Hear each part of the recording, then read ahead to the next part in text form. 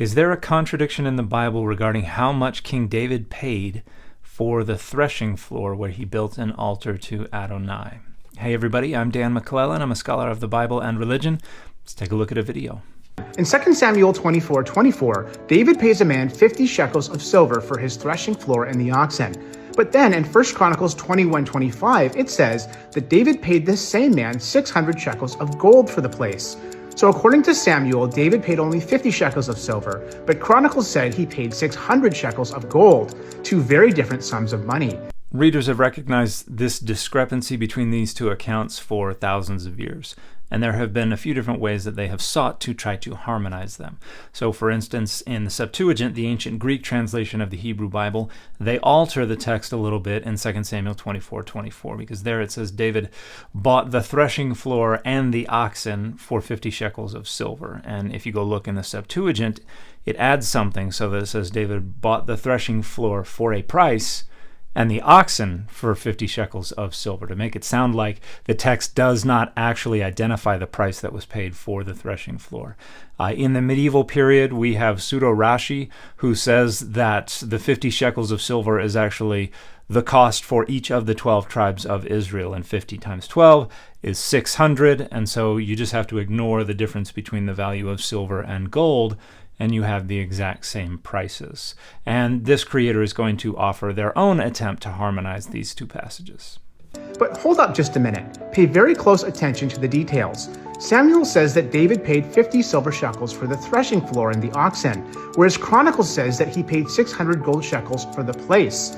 The reason that each passage gives a different sum of money is because each passage records a separate purchase. The 50 shekels in Samuel only paid for the threshing floor and oxen, but the 600 shekels in Chronicles was for the entire property. So there's no contradiction here. So there are some catastrophic problems with this argument. To begin, the argument seems to be that there were two separate purchases. A purchase mentioned in 2 Samuel 24 of the threshing floor and the oxen for 50 shekels of silver, and then a separate purchase of the rest of the site for 400 shekels of gold.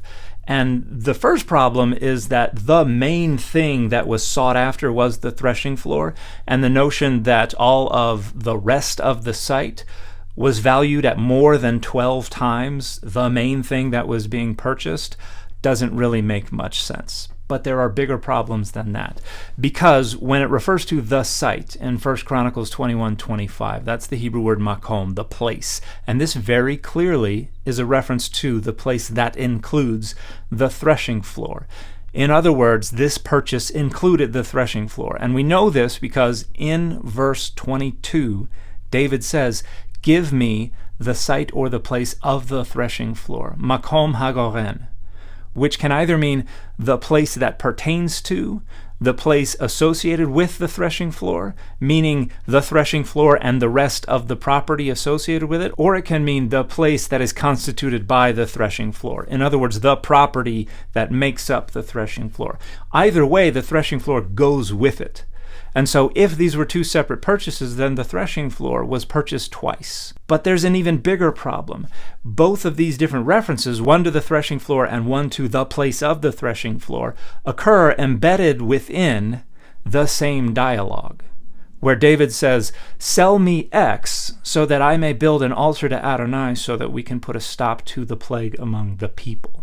And so to say these are two separate purchases is to say that David said the exact same thing to this person two different times, referring to two separate purchases. The notion that 2 Samuel is just offering a single glimpse at an itemized constituent part of the larger purchase that is more directly mentioned in 1 Chronicles 21 is nonsensical.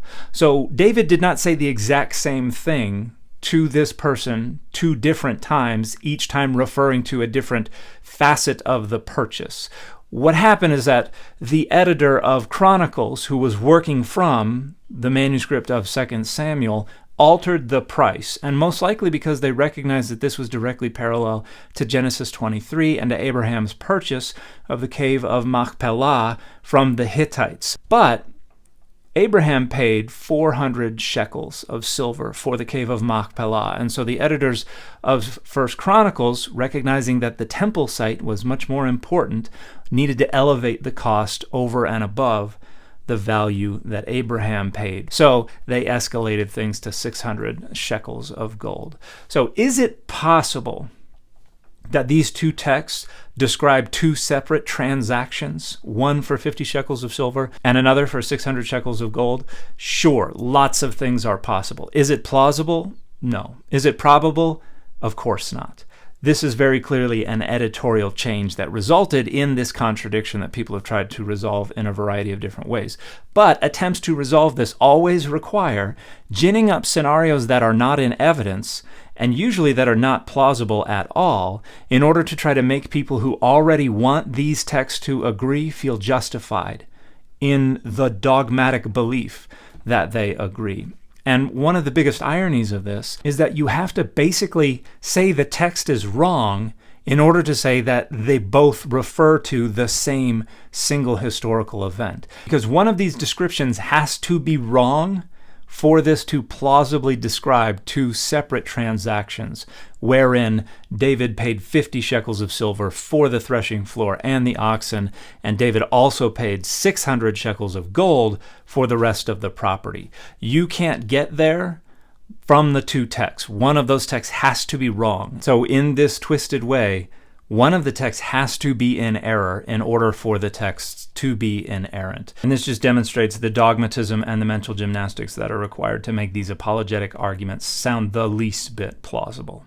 And the fit for this video has been the X-Men cartoon. Do-do-do-do-do-do-do.